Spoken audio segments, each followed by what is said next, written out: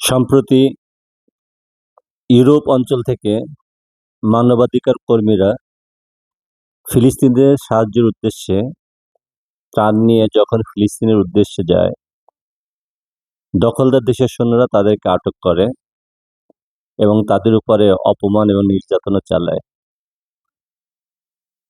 এবং সারা বিশ্ব দেখেছে এক নারী কর্মীকে কিভাবে অপদস্থ করেছে। তার চুল ধরে টেনে তার মাথাটাকে মাটির দিকে শুইয়ে দিয়েছে।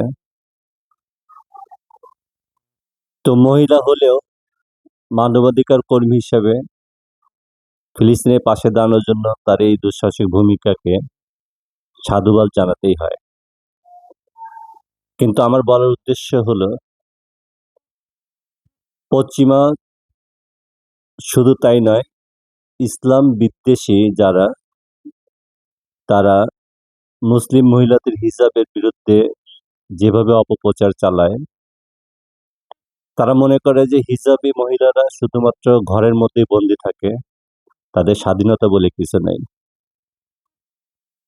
তো জাতিতে মহিলা, সে মুসলিম হোক কিংবা অমুসলিম হোক, কিন্তু নারী হিসাবে যেমন ইউরোপের মানবাধিকার কর্মীর যে সাহসিকতা আজকে সারা বিশ্ব দেখেছে, তেমনি হিজাব বিদ্বেষী বিশ্বের মানুষেরা দেখুক ইরানের দিকে লক্ষ্য করে।